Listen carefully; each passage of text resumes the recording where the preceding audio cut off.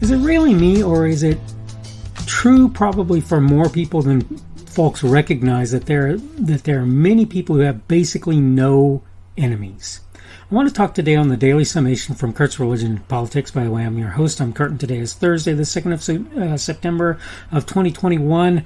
Welcome on Rumble. Welcome whether you're coming on Rumble, on the podcast, on YouTube. I prefer that you use Rumble to listen to my stuff.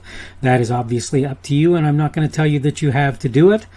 But I wonder how many people out there have or don't have enemies. That's the subject for today, is enemies. That's what we're going to talk about on the Daily Summation. Let me go ahead and go through my notes real quick, as I typically do. Can I be honest? I have essentially no enemies. There are people doing and saying things I'm against. There are things going on against which I struggle and fight. There are even people and things I work to keep myself away and apart from. It can be argued there may be some people who consider me an enemy. I suppose you could say that if they're my enemy, I am theirs as well. If that's true, I have no idea who they are. The point of all of this, with almost 60 years of life, I can honestly say I've never sought or nor really managed to have an enemy in a personal way. Can I imagine reasons one might make an enemy? Certainly so. Do I think that should happen often? Not really. Look, I promise I'm a person with high standards, and I stick to my guns. Even so, for the most part, making or having enemies is not useful in my view. All right, done with my notes. Let me go ahead and set myself back up here. Look, I'm not saying that there aren't people or things that you ought to be against. And I'm not saying that there aren't things that ought not be your enemies. And I'm not saying that if there are people who are committed to particular things, you might not end up being enemies of those people, essentially, more correctly the thing, but somewhat of the person. But what I am saying to you is, I see all of these people who seem to have all kinds of people that they're in these confrontational relationships with, or at the very least that they really, really don't like and find to be problematic. And don't get me wrong, there are people who act in ways that make me go, boy, I wish that person really acted in better ways. There are lots of people like that, and some of them really get my goat, really make my blood boil. And I'll be the first to tell you that, but let me just explain to you right now, I do not consider those people my enemies. I get that when you've got somebody who's in, say, for example, a military service, and that person is fighting on one side of a war, say, for example, or one side of a conflict of one kind or another, and there's somebody on the other side of that conflict, they might consider the person on the other side of the conflict their enemy. I get that. And I'm not saying that there's not something to that's not, something that one might do. But in general, the idea is, in my mind, that's a, quote, business thing. That is to say, if you allow that person to become your enemy in a personal way, what happens is you actually lose pieces of yourself. You actually become less of a person, I believe, in the process. The thing about having a person who works in an enemy camp or whatever, that you count as somebody with whom you're working against, or against whom you're working, I'll put it that way, then that person is an enemy in a sort of a, quote, business sense. But if you argue that that person is your personal enemy and that you have personal animus towards that individual, where on the one hand I understand it, on the other I can see you getting into a place where it will damage you to do that. It's the same sort of thing to me about doing things, or as it is to kill or injure another human being without cause, or even with insufficient cause to do so. You know, one of the things about police officers using deadly force is the reasons that the rules are as tight as they are, where you ought to be using deadly force, right, as a police officer, is, among other things, that they don't want you to damage yourself in the process of doing things that are improper, unreasonable, or otherwise wrong. immoral or whatever it happens to be.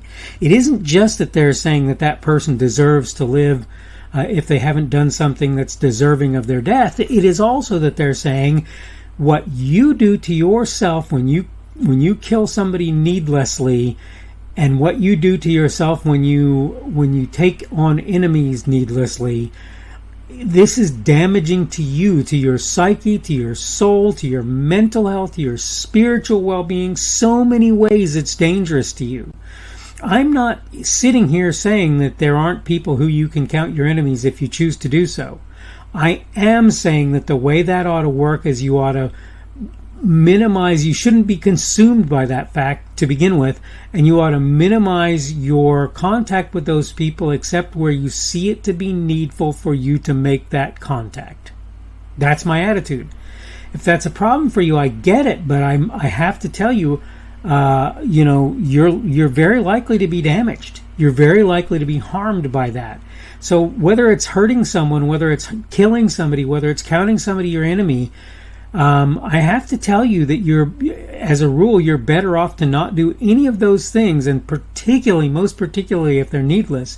At least if you can look back and say, yeah, I didn't see any choice. This person was going to hurt or kill other people, and I had to do something, and I couldn't see a better answer at that point than deadly force, because there's no way to tell whether or not any other action would have taken that person out of the picture, and they would have had time to do other things if I hadn't have taken it. I get that. But I have to tell you that, in my opinion, you should probably minimize doing that. That's probably something you shouldn't do on an ongoing and consistent basis. And I'll just tell you, I feel for police officers, because they have to deal with people every day that most of us are, thank God I don't have to deal with those people. I don't have to do it. And I really feel for police officers. I have a brother-in-law who was a police officer. He's now in one of the intelligence or similar services, I'm not sure exactly.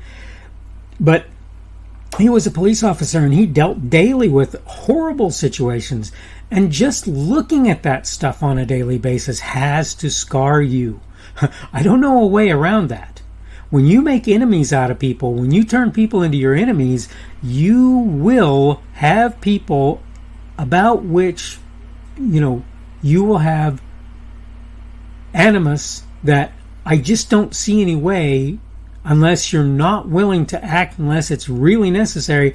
I don't see any way for you to get around that damaging you, that messing with you, that hurting your mentality, that messing with your spirituality, and so many other things, right?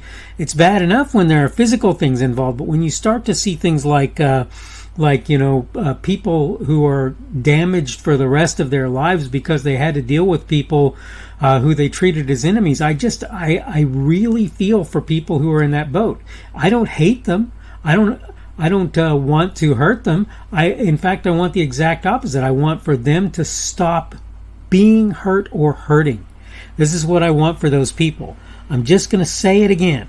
As far as I'm concerned, in almost 60 years of life, I can't really think of a human being on the planet who has lasted as an enemy. And I don't mean that in terms of, I took him out. I mean that in terms of, I just can't be enemies with those people. If I look back at most of the people that I knew when I was 16, 18 years old, most of those people, if they're not already gone, they're totally different people today. They're just totally different people. And I couldn't count them as my enemies typically if I tried. I just couldn't do it. So this is my take on this. And the older you get, I hope the less, in fact, you end up having enemies rather than the more. And I hope the more that those relationships sort of mellow to make it so that even if you have people you consider enemies, those people are not people that are, that you hate or want to do damage or harm to. I just hope that that's true for you. All right, I'm getting to the point where I need to wrap up. I just want you to understand, I don't think most people need or should have enemies. I don't think it's useful. I don't think it's worthwhile for most folks. I'm going to go ahead and wrap up now. This is the Daily Summation from Kurt's Religion and Politics. I'm your host. I'm Kurt. Today is Thursday, the 2nd of September of 2021. That means tomorrow will be Friday, the 3rd of September of 2021. That will be the beginning of, I forget which holiday it is, but a 3-day weekend. I know I should know that, and it's going to sound crass and callous that I say that, but the truth of the matter is I'm not much of a holiday person. Most of the time I try and consider things on an ongoing basis rather than consider things in that way. Thank you for coming on board, whether it's on Rumble, on YouTube, on the podcast. Thank you for being here. Again, if you come on Rumble, you can give me a positive or a plus or a negative or a minus Rumble. You can also hit the boxing glove in certain circumstances. If you're coming on YouTube, you can give me a thumbs up or a like or a thumbs down or a dislike. If you wish to do so, you can always comment on what I say. I certainly prefer that if you're going to give me negative feedback in terms of Rumble or YouTube, but frankly I'll take any that I can get because any of it will help me hopefully to produce better content for you. Today's subject has been enemies, and tomorrow we're going to talk on the subject of melting pot, and I'm going to bring some things up there that maybe are not so easily or readily considered. Maybe they are, maybe they're not, but we'll talk about it and we'll make our decision tomorrow. Hope you're having a good day today. Again, tomorrow will be Friday, the start of that long weekend. Hope things are going well for you, and hopefully we will see you on Friday's edition of the Daily Summation from Kurt's Religion and Politics. The speaker on this edition of the Daily Summation is Kurt Schubert. This video was recorded on Thursday, September 2nd of 2021. The Daily Summation is created for Kurt's Religion and Politics.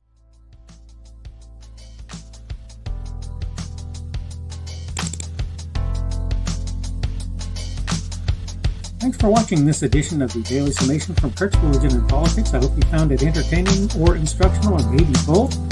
If you want to see more from me, you can go to blogs.kpschubert.com. That's blogs.kpschubert.com. I am on Twitter, Parler, and Minds.com. My handle on each of those is @kpschubert. That's @kpschubert. I have a Rumble and a YouTube channel. They are the Kurt's Religion and Politics channels on Rumble and YouTube. I have a Facebook page. The Facebook page is Kurt's Religion and Politics as well. I am on Patreon. If you want to support me, that's one of the better places you can do that, and you will find me at Kurt's Religion and Politics on Patreon. I have a podcast. The podcast is podcasts with an S .kpschubert.com. That's podcasts.kpschubert.com. I think you should be able to find me with relative ease on Apple Podcasts, Google Podcasts, and Spotify as well. The best way I find to do that is to look for Kurt's Religion and Politics. You can try to use the Daily Summation. I find that it doesn't work as well as a general rule, but you can always try that. I'm glad to have you aboard today, and hopefully we will see you again tomorrow.